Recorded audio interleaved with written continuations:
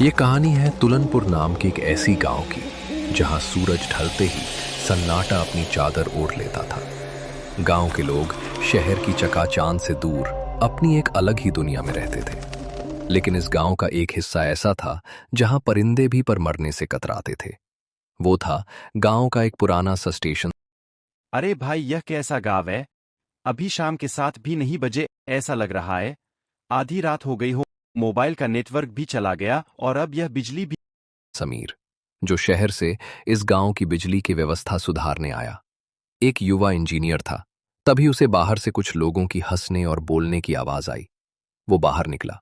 गांव का एक पीपल का पेड़ था जिसके नीचे कुछ बुजुर्ग और नौजवान बैठे थे।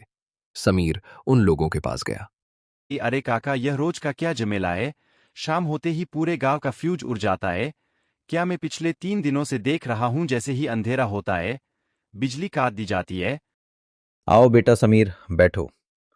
शहर के लोग घड़ी देखकर चलते हैं, पर यह गांव डर की आहट देखकर चलता है।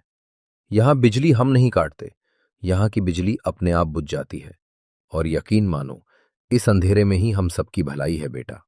हाँ साहब, बिजली आएगी तो वह सब दिखने लगेगा जिसे कोई देखना नहीं चाहता। क्या काका अभी इस अंधविश्वासों में पड़े है? कल सुबह ही उस पुराने पावर हाउस जाऊंगा और देखूंगा कि आखिर गड़बड़ कहाँ है। हो सकता है कहीं तार ढीला हो या फिर ट्रांसफार्मर पुराना हो गया हो। समीर की बात सुनते ही वहां बैठे सभी लोगों की चेहरे का रंग उड़ गया। हंसी मजाक अचानक एक डरावनी महत्तम में बदल गया। भूलन काका ने बड़ी गंभीर नजरों से समीर को देखने लगे। तुम यहां नए हो, इसलिए तुम्हारी बातों का बुरा नहीं मानेंगे, पर एक बात गांठ बांध लो। उस पुराने पावर हाउस की तरफ जाने वाला रास्ता मौत का दरवाजा है। वो रास्ता उस कुएं की तरफ से होकर जाता है जहां सालों पहले एक हादसा हुआ था। वो जगह अब इंसानों की नहीं रही। वहां हवा भी रुक जाती है और परछाई अपने आप चलने लगती है। यहाँ काम करने आया हूँ, डरने नहीं। कल सुबह ही मैं वहां जाऊंगा और देखना पूरा गांव शाम को रोशनी से जगमगाएगा। समीर वहां से पैर पटकते हुए क्वार्टर की तरफ चलने लगा। उसे लग रहा था कि उस गांव वाले आलसी है और काम न करने की बहाने बना रहे हैं। उसने अपने कमरे में जाकर दरवाजा बंद किया। बाहर हवा तेज होने लगी थी। खिड़की के पुराने शीशे काट खड़ा रहे थे। समीर ने सोने की कोशिश की, पर उसे बार बार ऐसा लग रहा था जैसे कोई उसके कमरे के बाहर नंगे पैर बरामदे में टहल रहा हो। समीर उठा। उसने दरवाजा खोला और बाहर झांका। वहां कोई नहीं था, सिवाय एक दूर जलती हुई अकेला मसाल जो गांव के आखिरी छोर पर धीरे धीरे हिल रही थी। उसे लगा शायद कोई ग्रामीण होगा। वो वापस आकर लेट गया, पर जैसे ही उसकी आंख लगी तभी उसे एक बहुत ही ठंडी फुसफुसाहट सुनाई दी। साहब, क्या आप मेरी मदद करेंगे? मेरी माँ बहुत बीमार है। समीर हड़बड़ा कर उठा। पूरा कमरा खाली था। दिल की धड़कन तेज हो चुकी थी। उसने सोचा शायद ये उसकी बहम है, पर तभी उसके दरवाजे पर 3 धीमी दस्तकें हुई। समीर बिस्तर पर बैठा हुआ था, तभी फिर दरवाजे पर वही 3 दस्तकें हुई। इस बार आवाज पहले से ज्यादा साफ और नजदीक थी। समीर ने कांपते हाथ से कुंडी खोली। सामने एक युवा खड़ा था। उसका चेहरा इतना सफेद था मानो उसमें खून के एक बूंद भी ना बची हो। तुम कौन हो? तुम इतनी रात को यहाँ क्या कर रहे हो? तुम्हें पता नहीं कि यह सरकारी क्वार्टर है? साहब माफ करना, मेरा नाम रुद्र है। मैं पास वाले खेत के घर से आया हूँ। मेरी माँ साहब, मेरी माँ का तबीयत बहुत खराब है। उन्हें तेज बुखार है और सांस लेने में तकलीफ हो रही है। इस बारिश में कोई मेरी मदद नहीं कर रहा। सब ने अपने दरवाजे बंद कर लिए हैं। साहब, मैंने सुना है आप शहर से आए हैं। आपके पास दवाइयाँ होगी, कृपया मेरे साथ चलिए। समीर को एक पल के लिए अजीब लगा, पर एक बेवश बेटे की पुकार सुनकर उसका दिल पसीज गया।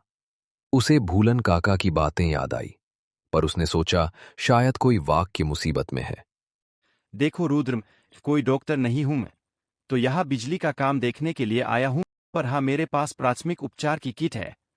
तुम डरो मत, अभी लेकर आता हूं। क्या तुम्हारा घर बहुत दूर है? नहीं साहब, बस उस पुराने पकड़ंदी के पास जहाँ वह पुराना कुआं है। हम पगडंडी से जाएंगे तो जल्दी पहुंच जाए।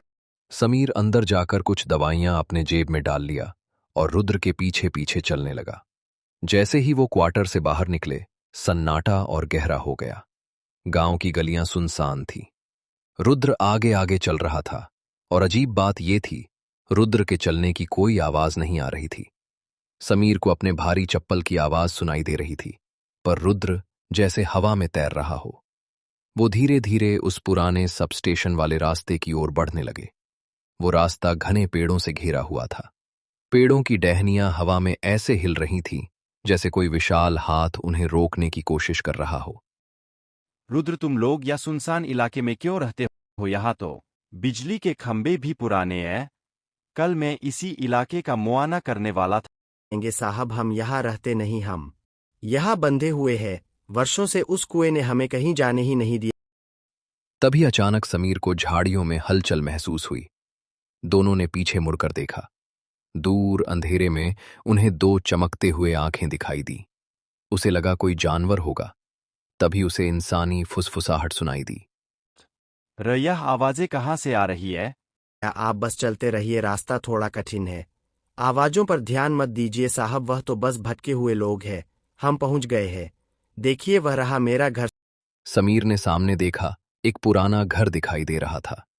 घर के बाहर एक बिजली का खंभा गिरा हुआ था। समीर जैसे ही उस घर के पास पहुंचा, उसे बहुत तेज एक सड़न की बदबू आई।